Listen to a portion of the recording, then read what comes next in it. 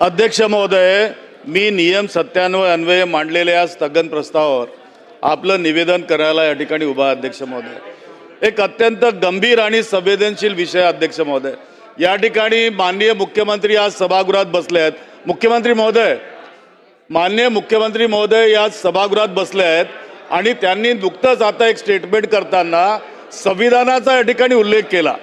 अध्यक्ष महोदय, आपण डॉक्टर बाबासाहेब आंबेडकर यांनी देशाला दिलेल्या संविधानाची शपथ घेतो. आपल्या सभागृहात सुद्धा त्यांची प्रतिमा या ठिकाणी लावतो. डॉक्टर बाबासाहेब आंबेडकर केवळ एका समाजाचे किंवा एका राज्याचे नव्हते, तर ते देशाचे, जगातले विश्वरत्न आहेत. ज्या महामानवाची प्रतिमा जगातील नामांकित विद्यापीठांमध्ये अत्यंत आदराने आणि अभिमानाने स्थापित केली आहे, त्या जागतिक कीर्तीच्या विद्वानाचा स्वतःच्याच मायभूमीत शासकीय पातळीवर असा अक्षम्य आव्हान व्हावा, यासारखी दुर्दैवी आणि लाजिरवाणी गोष्ट कोणतीही असू शकणार नाही.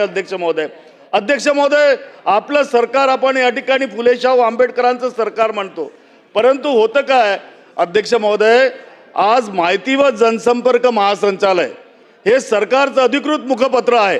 त्यांचं लोकराज्य हे मासिक केवळ एक पुस्तक नाही या ठिकाणी आहे. अध्यक्ष महोदय, हे काही एक पुस्तक नाही या ठिकाणी, आणि ते एक इतिहास तर दाखवतो आपण, पण शासकीय दस्तावेज सुद्धा आहे. लोकराज्य मासिकाच्या एप्रिल 2026च्या अंकात कार्यकर्त्यांच्या निवासगृहाला महामानवाचा पदस्पर्श या पृष्ठ क्रमांक 9 वरील शीर्षकाखाली प्रसिद्ध झालेल्या लेखात भारतीय राज्यघटनेचे शिल्पकार महामानव डॉक्टर बाबासाहेब आंबेडकर यांचे छायाचित्र अत्यंत बेजबाबदारपणे उलटे छापण्यात आले. अध्यक्ष महोदय, ज्या महामानवाने या देशाला जगातील सर्वात श्रेष्ठ संविधान दिलं, त्या विश्वरत्न डॉक्टर बाबासाहेब आंबेडकर यांचं छायाचित्र या सरकारनं चक्क उलट त्याची मिरर इमेज माझ्याकडे छापलं. अध्यक्ष महोदय, हा कसला अक्षम्यपणा, हा कसला निष्काळजीपणा. छायाचित्र उलट छापल्यामुळं महामानव डॉक्टर बाबासाहेब आंबेडकर हे डावखुरे, डाव्या हाताने लिहिणारे असल्याचा ऐतिहासिक दृष्ट्या पूर्णपणे चुकीचा आणि खोडसाळ संदेश जनमानसात जात आहे. अध्यक्ष महोदय, एवढ्यावरच हे सरकार थांबलं नाही. अध्यक्ष महोदय, तर त्या छायाचित्राच्या पार्श्वभूमीवर असलेल्या आपल्या देशाच्या सर्वोच्च नागरी सन्मान भारतरत्नचा लोगो सुद्धा या अकार्यक्षम सरकारनं उलटा छापला. अध्यक्ष महोदय, हा फक्त एका छायाचित्राचा विषय नाही, हा थेट एम्ब्लेम्स अँड नेम्स ऍक्ट 1950 आणि prevention of insult to national honour act 1971 या केंद्रीय कायद्याचा सुद्धा थेट भंग आहे.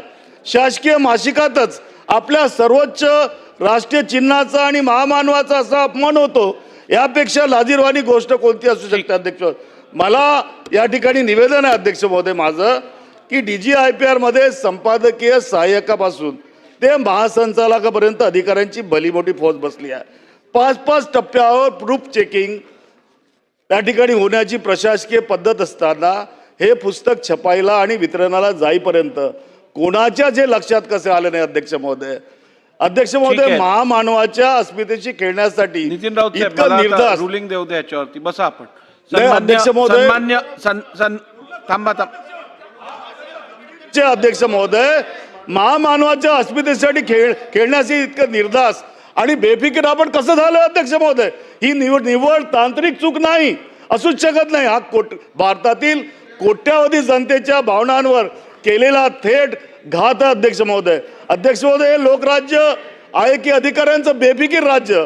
जाहिरातींवर आणि स्वतःच्या प्रचारावर कोट्यावधी रुपये उधळणाऱ्या आपल्या या सरकारकडे महामानवांचं छायाचित्र योग्य आहे की नाही हे तपासण्यासाठी 5 मिनिटाचाही वेळ मिळत. सन्माननीय नितीन राऊत साहेब, आता रिपिटेशन होत आहे.